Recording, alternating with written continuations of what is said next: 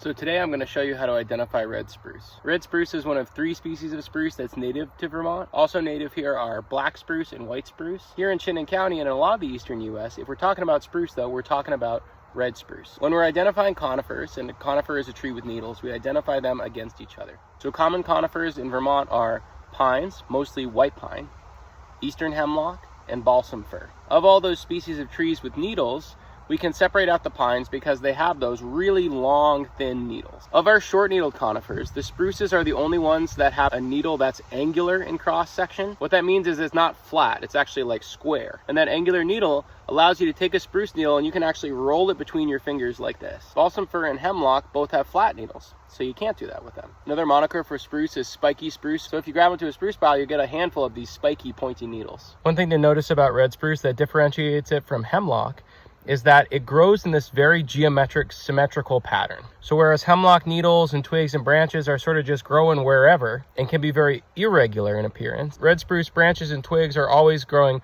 opposite one another at this perfect 45-degree angle. Everything about them is these like straight lines and geometric patterns. Red spruce bark is this like purple-black color, and it's really, really chippy. If there's any other tree species that the bark looks similar to, I would say it would be black cherry, which I describe as burnt potato chip bark. But you won't have trouble telling these two trees apart because the red spruce will have needles, and the red spruce will be arrow straight, whereas black cherry will be more curvy and wavy. White pine was the first species of tree that was really exploited by Europeans from North America. But once all the pine trees were cut, people figured out that spruce wood was pretty good lumber as well. And so they went through and logged off all the nicest spruce from this region. In the late 1800s, it was found that you could make paper from wood. Previously, paper had been made from cloth or rags. And this caused spruce and fir to be devastated throughout this region. Really, really heavily logged down to a very small diameter. And so in a lot of its range, actually what we're seeing is spruce's range expanding as it's sort of reclaiming some of these areas it was driven out of by this really intensive logging for pulp. Here's a little gob of spruce gum. So besides the timber of spruce being valuable,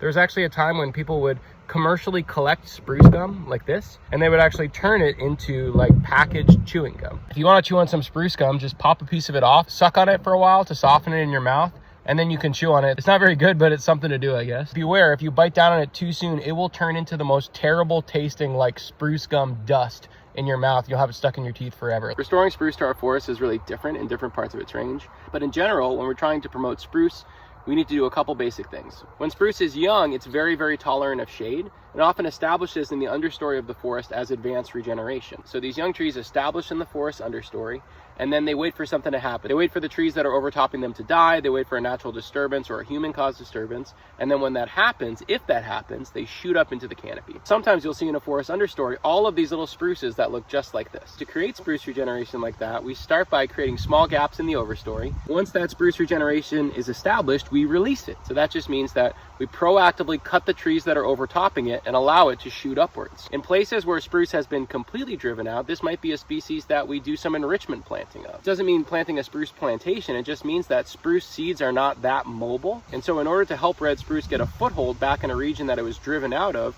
we might have to do some planting in the understory. If I was going to describe red spruce in a word, I would use the word rugged. It's this tree that just can grow under almost any conditions. It has this like coarse, spiky foliage. It just has this appearance to me of just being tough.